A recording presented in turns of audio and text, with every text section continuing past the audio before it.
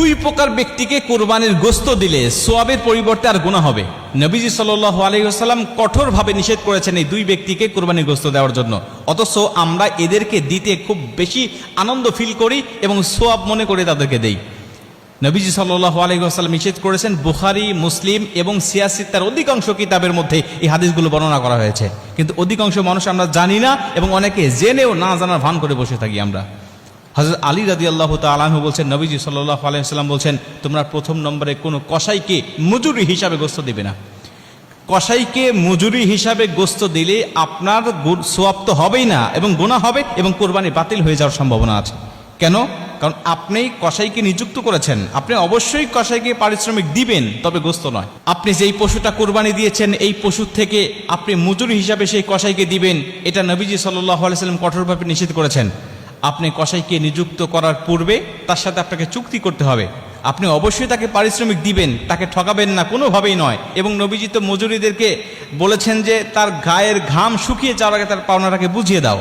অতএব সেই নবী কখনোই তাদেরকে ঠকাবেন না। নবীজি সাল্লাল্লাহু আলাইহি ওয়াসাল্লাম বলছেন, অবশ্যই তাদেরকে মজুরি দিতে হবে, পারিশ্রমিক দিতে হবে, কিন্তু এই কোরবানির পশু থেকে নয়, দিতে হবে তোমার ইনকামের মধ্য থেকে, তোমার সম্পদের মধ্য থেকে। তুমি চুক্তিবদ্ধ করে নিবে তাকে যে তুমি আমার গোশতটা সারাদিন কাটাকাটি করবে, সারাদিন তুমি আমার গোশত নিয়ে ব্যস্ত থাকবে, তোমাকে অবশ্যই আমি উপযুক্ত পারিশ্রমিক দিব। তুমি কত টাকা আমার কাছ থেকে নিবে বলো, তুমি কত টাকা আমার কাছ থেকে নিবে বলো, তোমাকে আমি টাকা দেব, তবে মনে রেখো সাবধান, আমার কোরবানির গোশত থেকে আমি তোমাকে কিন্তু পারিশ্রমিক হিসাবে কিছুই দিব না।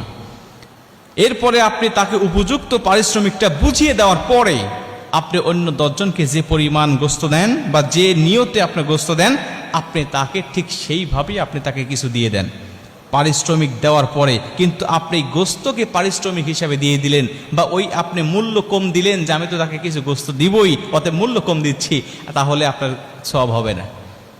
এটা হলো 1 নম্বর। 2 নম্বরে, যে ইমামকে দিয়ে বা যেই মানুষকে দিয়ে আপনি কোরবানির পশুটাকে আপনি জবাই করে নিয়েছেন, এই ইমামকে আপনি পারিশ্রমিক হিসাবে, সে জবাই করে দিয়েছে আমি তাকে গোশত দিয়ে দিলাম না, এটা আপনি দিতে পারবেন না। আপনি সে জবাই করেছে, অবশ্যই তাকে পারিশ্রমিক দিবেন, অবশ্যই তাকে মূল্য দিবেন, হাদিয়া দিবেন, তবে কোরবানি গোশত থেকে নয়, আপনি তাকে আলাদা মূল্য দিয়ে দিবেন। কিন্তু আমাদের সমাজ আমরা দেখতে পাই, সে সারাদিন কাটাকাটি করেছে বা সে আমার গরুটা জবাই করে দিয়েছে, তাকে মাথাটা দিয়ে দিলাম, তাকে পাটা দিয়ে দিলাম, তাকে ভুঁড়িটা দিয়ে দিলাম, এই অংশগুলোকে আমরা দিয়ে দিলাম, অথবা আমরা তাকে এখান থেকে 5 কেজি 10 কেজি গোশত তাকে আমি দিয়ে দিলাম। এটা আপনার ইচ্ছা মতো হবে না। আপনি এটা আল্লাহর রাস্তায় কোরবানি দিয়েছেন, এটা আপনার দায়িত্ব নয়, এই গোশত আপনি মালিক নয়, এটা আল্লাহ আপনাকে মেহমানদারি হিসাবে দিয়েছেন। আপনি কেন এটা নিজে পারিশ্রমিক হিসাবে সেখান থেকে অন্য মানুষকে আপনি দিবেন? অবশ্যই আপনাকে মূল্য তাদেরকে দিতে হবে। যদি পারিশ্রমিক হিসাবে 2 জনকে আপনি গোশত দেন, তাহলে আপনার কোরবানি এই গোশত, এখানে সোয়াবের কোনো আশা আপনি করতে পারেন না। এখান থেকে আপনার গুনাহ হওয়ার সম্ভাবনা, গুনাহ হবে এবং কোরবানি বাতিল হয়ে যাওয়ার